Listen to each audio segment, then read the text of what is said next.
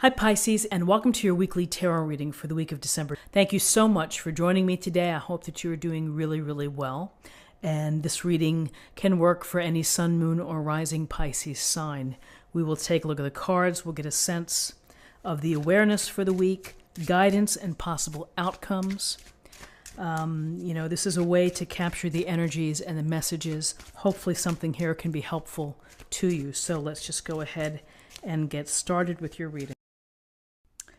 Okay, so in terms of awareness for the week, we have the Six of Swords and we have the Four of Pentacles. The Six of Swords is really what you see here is you see the oarsman who is helping to transport, it looks like the mother and child in the boat. And, here they're going from looks like swirling water here to clearer waters. It's movement, it's transition. For some of you, you may be literally taking a trip. You may be having plans to go somewhere. For others, this could suggest that maybe you're moving away from a particular location or from a particular situation, that you've either outgrown the situation or you weren't satisfied and you feel that you need to move on. And you're moving on with the hope for beautiful blue waters in the new location, in the new place, the hope for peace or serenity or abundance, whatever it may be. And sometimes we need the support of people in order for us to make that transition, to make that move. So you may have someone within your life who is supporting you, who may be helping you get ready to take a move. I would also say that in some situations when you're in a tough place, like for example, if you're in a work environment that could be toxic or there could be quite gossipy, it could be something as simple as removing yourself from the scene. If it's the lunchroom or if it's in a meeting, just getting up and walking away and then coming back. So, we see a lot here, but what we see is we see the boat and we see people in the boat and we see people leaving. They're going somewhere. They're moving on, and we can think to ourselves that it's for greener pastures. So with the Six of Swords, here's the Four of Pentacles, and we see the man here. He's got those two huge pentacles underneath his feet, clutching one to his heart, and he has a smaller pentacle on his head. And it's about holding on to what you have.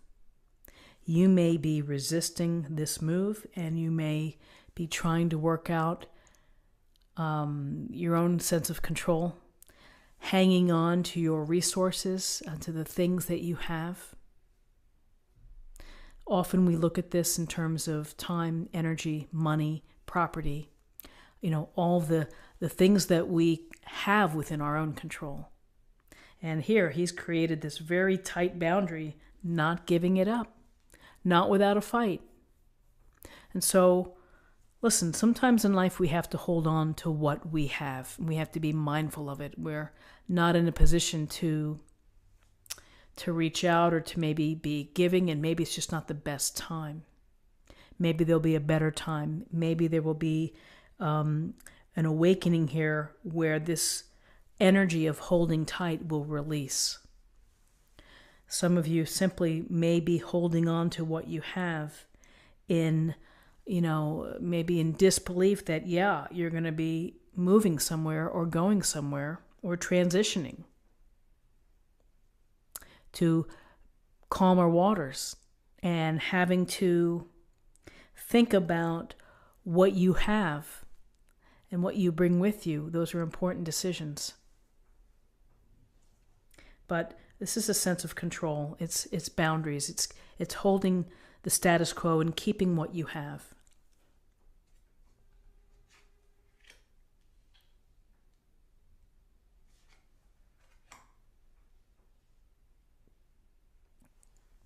So in terms of guidance, we have the Two of Cups and we have the Princess of Swords. So the Two of Cups, a beautiful card here, loving, sensual. It's just so inspiring to see. And the Two of Cups, it's about the relationships and the possibilities of these really connected unions. People who are meant to find each other.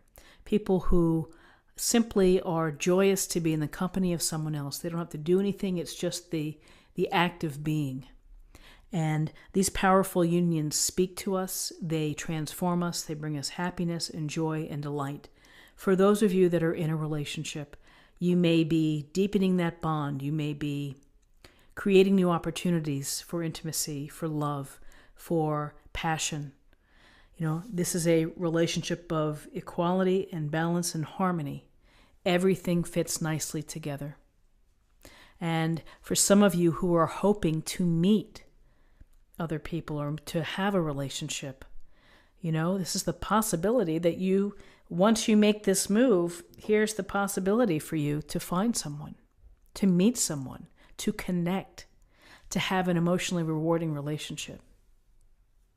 And again, you have to put yourself out there. You have to make yourself known. You have to set your intention with the universe, with divine source, that I am looking for my soulmate.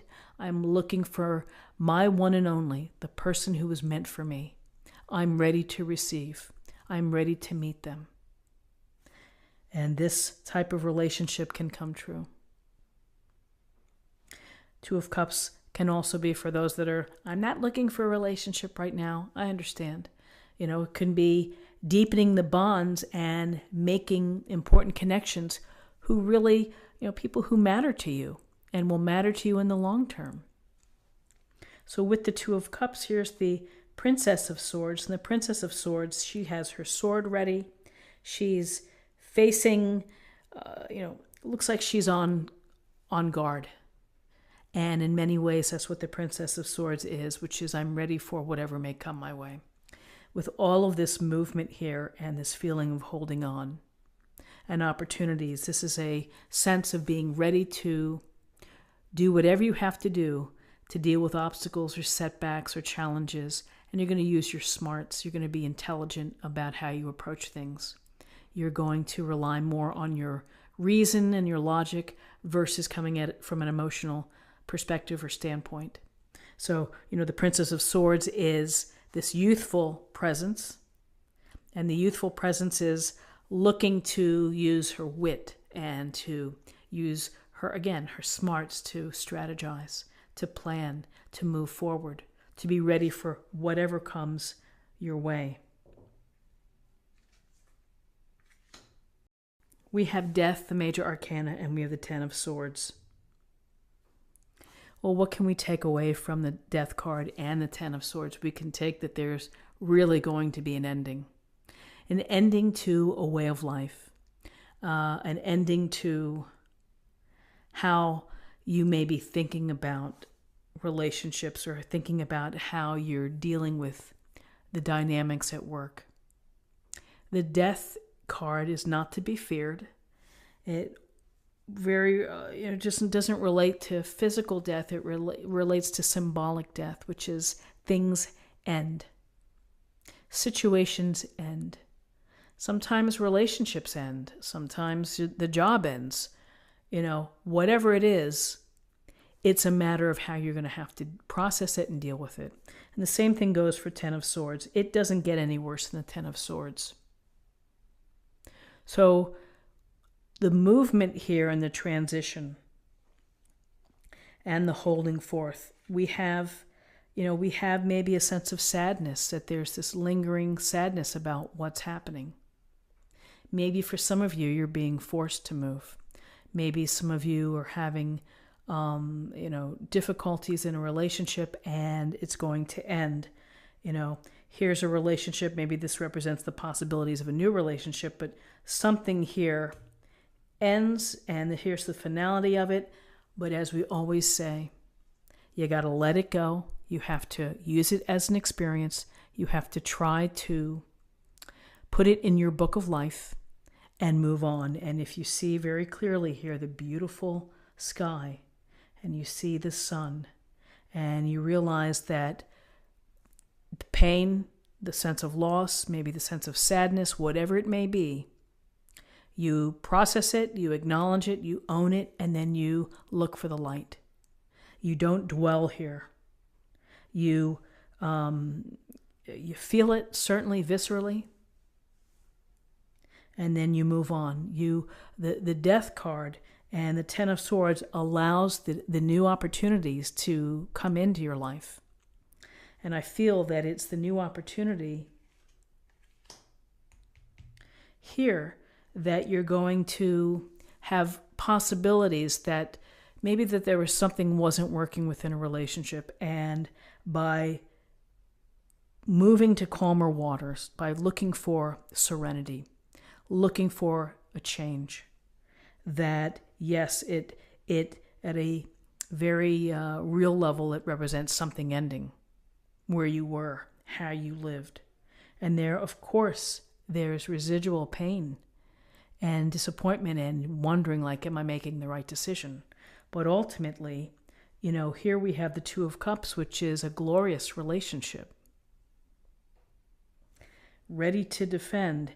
And, some may say that this isn't going to work out because of the Ten of Swords. I don't tend to see that. I tend to see things that we see death, we see the Ten of Swords, we see a difficult chapter that's ending. This Two of Cups represents perhaps potential of greater bonding.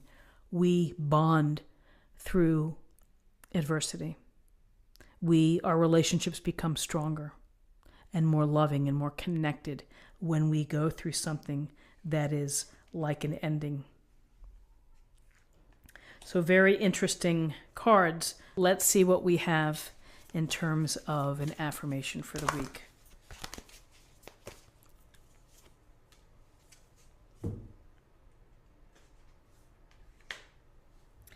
Rejuvenating rain. Clear the past, heal the present. Clear the past, heal the present. This getting to this new place in your mind, in maybe your physical state, is going to allow you to feel rejuvenated, and it may restore some peace. Let's see what we have in terms of love.